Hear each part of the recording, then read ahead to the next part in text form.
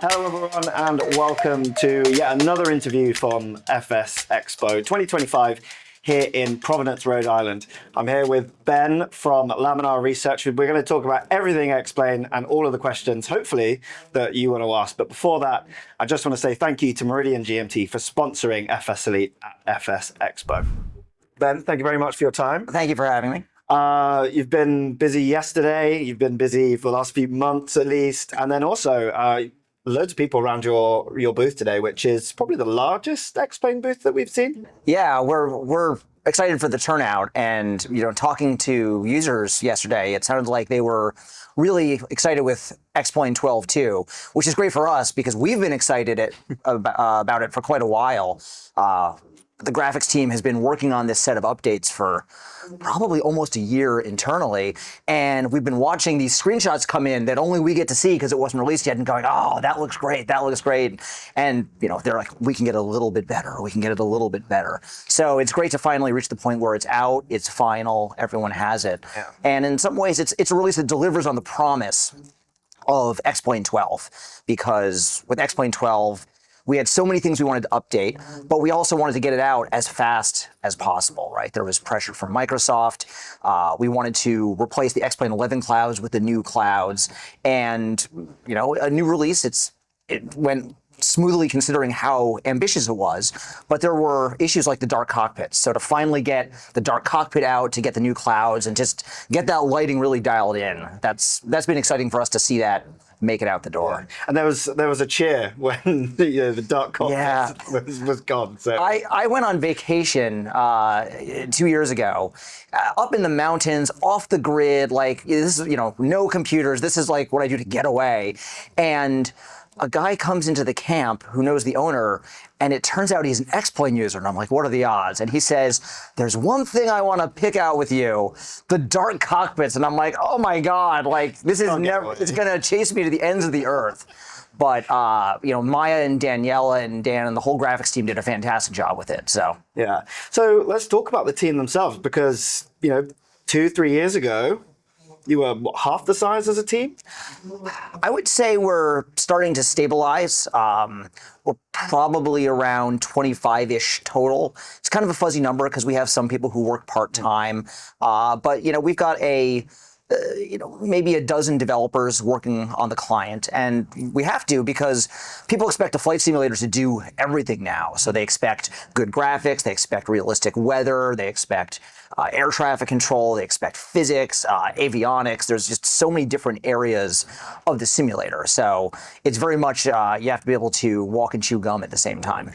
Yeah, and I guess choosing what you implement next to what you look for. I know you've started to actually ask the community exactly what they're after, and then you start counting the votes, essentially. Yeah, Delaney does a fantastic job of kind of keeping his pulse on the community, and he and Marco, I feel like they've done a great job of listening to what people are saying and finding what's going to be really important. So, dark cockpits was obviously a huge one.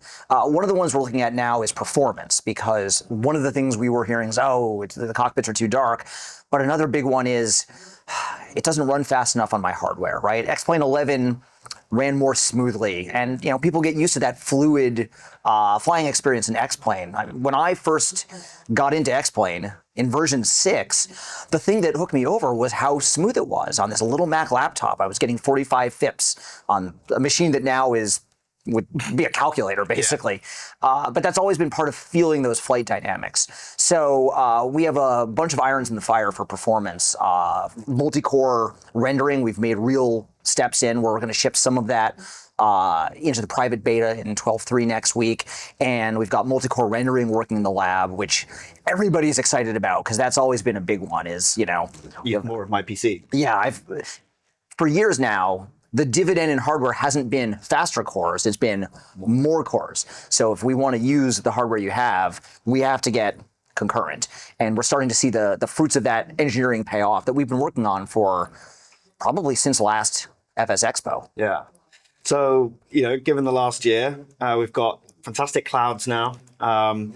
We've got no more dark cockpits, but let's talk about some of the smaller changes that have made, more of a difference to the default aircraft, for example.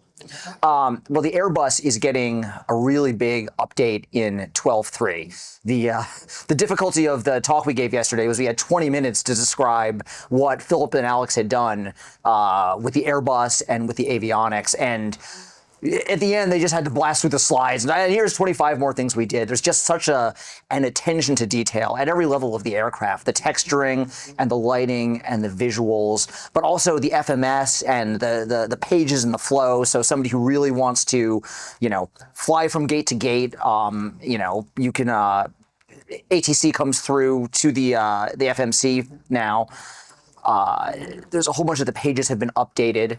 The weather radar is going to ship in 12.3 with exquisite detail, including all the quirks of how the real hardware works, right? Can you not see the return because the thunderstorm is so strong?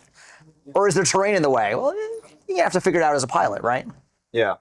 And does that allow you to then ship some of that, really detailed system stuff to other aircraft? Yeah, I believe 6 of the aircraft are already updated with the weather radar, and those are the ones that would have it in real life. But all of these things we've built sort of as components of the simulator that anyone can use. So an add-on developer can use our weather radar out of the box, or there's customization points, so they can say, oh, well, the colors are different than on the Airbus, so I want to tweak the colors. Or I want to do something really sophisticated, so I'm going to write a plugin. I'm going to get access to your weather radar return, and I'm going to write a shader to do something really complicated with it. So there's just different levels that they can customize based on how detailed they want to be and how much development effort they want to put in. And you were saying yesterday when you were talking about the weather radar and using the information that you've already got in the sim. How does that work? Can you talk a little bit more about that? Yeah, so since X-Plane 12, the clouds exist on the GPU in 3 dimensions as a voxel space. So there's a weather simulation that runs on the CPU, we combine the METARs, we get some grid data, and we eventually decide there should be a big thundercloud right here. And we voxelize it, which just means think of like 3D graph paper, and we write out into those cells, about 1 kilometer cells, what's going on. Is it cloudy or not cloudy? Is it unstable convective air, or is it like stable like stratus cloud? Is it going to be precipitating because the density is so high? Is it icy cirrus clouds because of altitude? And that goes to the GPU so that when cloud rendering happens, it can be an entirely GPU-driven process. And when you want to see a cloud, we use a technique called ray marching, where we just start at your eye and we walk away and go, what did we hit? What do we hit? And when you hit a cloud, you bounce a ray, you figure out where the sun is, and that's what produces the 3D clouds with the realistic lighting and self-shadowing from any angle. So older versions of the sim, it was just 2D billboards approximating the volume. Now we can really interrogate it. But that's kind of also how a weather radar works, right? You got a radar in the nose cone of the airplane. It's going to shoot some electromagnetic radiation at the cloud. Some of it's going to bounce off and come back, and we're going to go, oh, return, there must be clouds. So we can simulate that same process on the GPU by walking through these voxels until we hit a return. And because we're marching, that's how Philip can simulate things like, oh, we hit the ground, so there's no return. Or we have no information past the thundercloud because it's so dense and terrifying that no returns made it past and came back later. So it turns out that this voxel representation that's good for 3D rendering is actually really good for the weather radar too. And because it's running on the GPU, it's going to run really fast. We can update it every single frame, and by the standards of what GPUs do, it's not that expensive. So it's a fairly light feature frame rate rise. And there was lots of information on your presentation yesterday. What have you found have been some of the real barriers to kind of get over? You've got a huge team. It's around 25 of you. How do you keep pushing the barrier until it's broken? Well, one of the issues with 12.2 was just how beautiful is good enough, because we've reached a point where rendering in flight simulation and in add-ons and all over computer graphics and games has gotten so good that at some point, where do you cut it off? Where do you stop? You can start an image that's so plausible, and then there's one little issue, and do you keep going after that? So trying to find sort of a final tuning of everything that hung together without artifacts. That last 20%, they say the first 80% takes 80%, and then the last 20% also takes 80%. So kind of landing something that looked really good but was quirky to be something that was shippable, that was a battle, and the team really had to push through that. And then sort of the perennial problem with X-Plane, and it's a good problem to have, is that there's just so many things we want to do. I've worked in other areas of software where there's a problem, you write some software, you solve it, and that's great. And then you say, what do we do for the next version? And you can't come up with anything very interesting, right? And at that point, users just want cheaper, maybe freeware. And at some point, that's not a business anymore. I mean, we don't pay for software to unzip files. That used to be something you would buy. With flight simulation, what's been great is that users keep wanting more realism, more in-depth simulations, more features, more areas of the aviation experience. And so there's always more we can do. And so I've been working with Austin for over 2 decades. And the list of, our list of just what we want to do, what we think would be cool for flight simulation, it's still a mile long. And it's still the hard problem of, okay, here's 25 things that we would all be so excited to share with our users. We have to pick 3, right? But that's a good problem to have, right? It means there's still so much life left in simulation. Yeah. Before we continue with some more questions for you, let's have a look at one of our sponsors for the show. We're Honeycomb Aeronautical. 2025 is shaping up to be our most exciting year yet, with bold new launches for the flight sim community. Discover more at flyhoneycomb.com. And welcome back. I'm still here with Ben from Laminar Research. So, Ben, you're talking about this really long list of stuff you want to get done. And it was alluded to yesterday that some aircraft might be on that list. We have a roadmap for the fleet. Thomson's off camera, and he has a tranquilizer dart to knock me out if I mention any aircraft on the fleet. Okay. But the development team keeps working on new aircraft as well as updating the old ones. And that's always a tricky thing for us, is how much do you keep updating the old ones because the state of the art keeps getting better versus making something new that no one's ever seen. So we have several major aircraft that are in the works, but the Airbus and the 737 have both gotten significant updates to keep them up to date with the new weather radar and some of the new lighting technology. We'd love to keep every aircraft in the fleet going forever, but we build new stuff too. Of course. And there's obviously people that take your default aircraft and, bolt on so much stuff.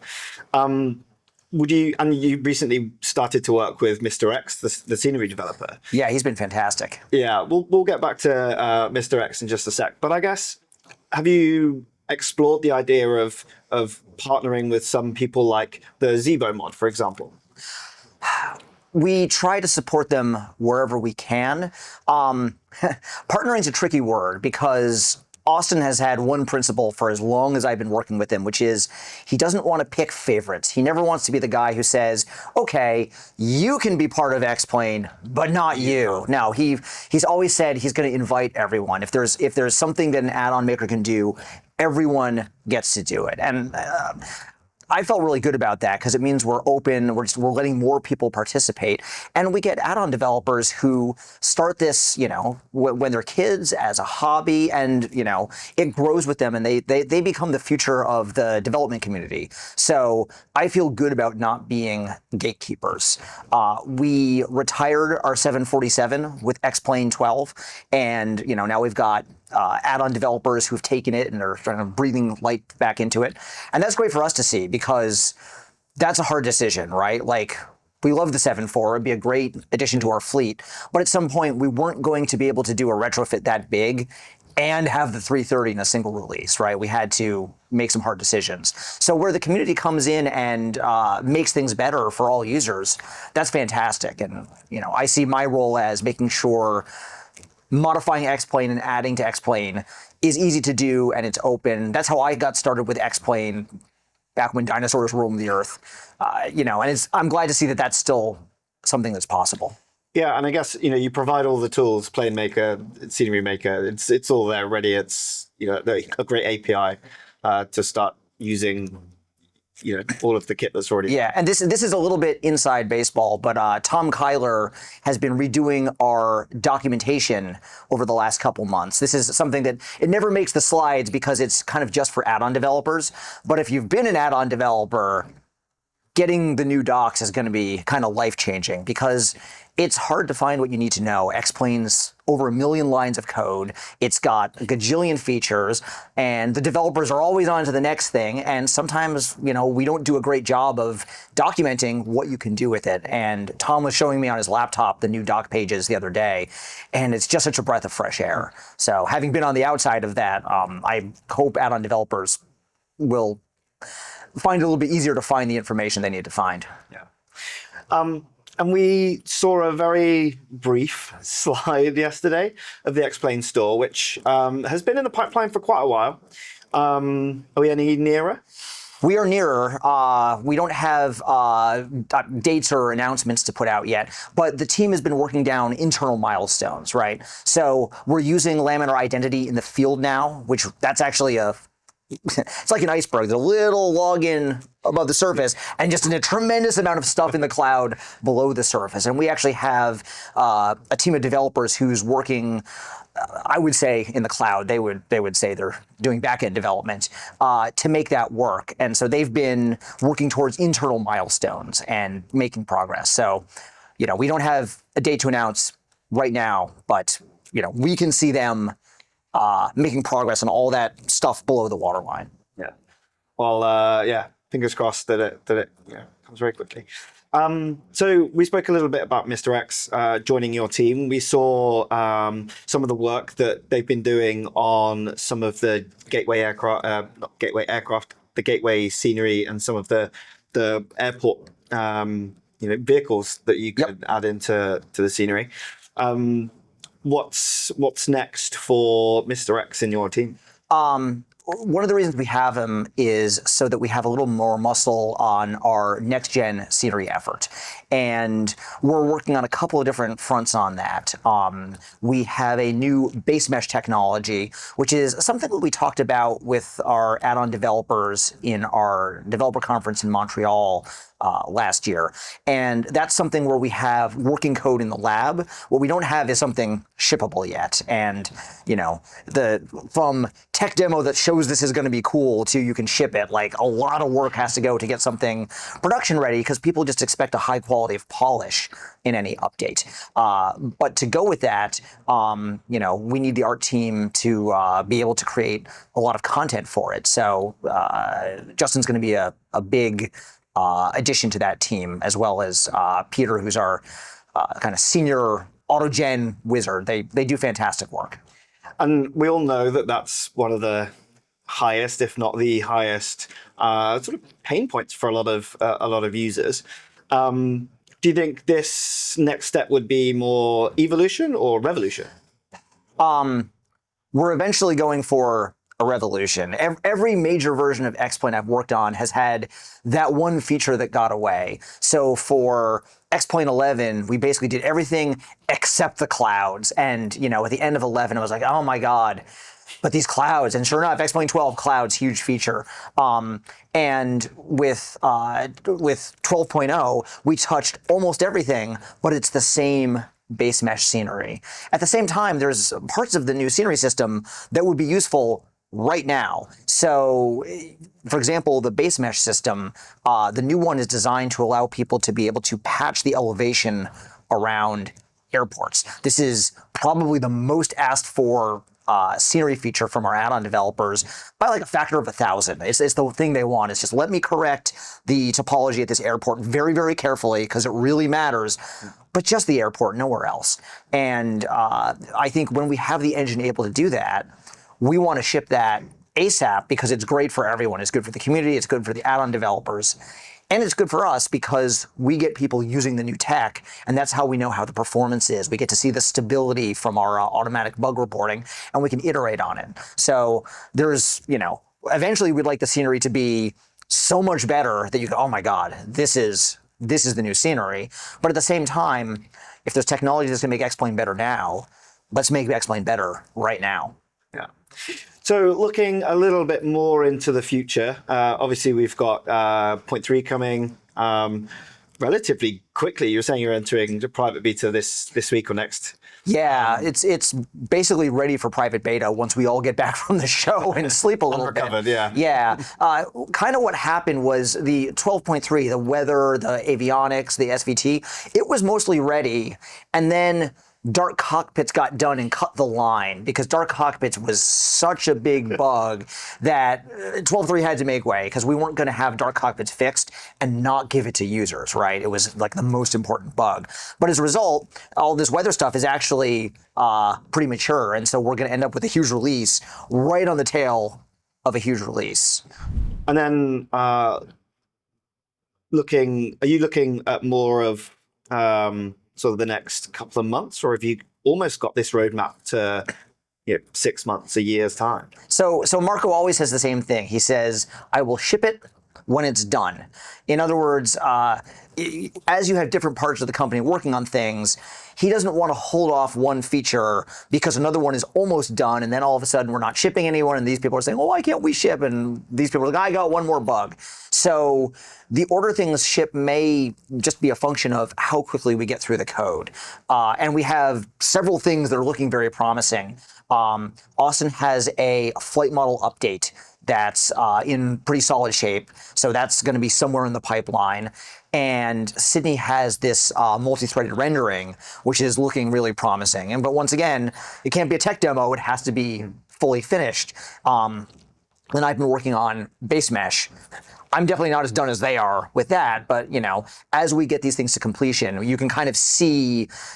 It reminds me of if you go to like O'Hare or even a quieter airport, you can see the string of pearls. You can see an airplane on final, you can see the wings, but then you can see the lights out a bit, right? And you can kind of tell there's going to be 4 more landings. So when I see the tech going around inside the company, I can kind of see that we've got several more landings that are all in various stages. But they've got to get closer before we can kind of make them out and say, okay, that one's ready to land. And obviously, the aircraft at the front has to get out of the way before you can land yourself. So. It does, and I feel like Marco's done a good job of kind of keeping the planes flowing, right? I mean, to be able to get 12.3 out this quickly, and he's actually got 12.2.1, he's got a patch release in the middle, so, he's pushing them like it was like JFK or Newark, right? Great. Well, Ben, thank you so much for your time, and I can't wait to see what else is next. I'm really looking forward to some of the features that we spoke about today. But if you're here at the show, go over and see the X-Plane team. And thank you very much for watching, and we'll see you on the next one. We are Honeycomb Aeronautical. We build flight controls that bring the sky within reach. This year, we're excited to bring you the all-new Foxtrot Aviation Stick, the precision-engineered Sierra TPM module, and our new light range for entry-level simmers. Plus, here's a sneak peek of our upcoming Foxtrot takeoff kit, an Echo Aviation controller. Discover more at flyhoneycomb.com. Thanks for watching. If you want more of our coverage of Flight Sim Expo 2025, click on these videos.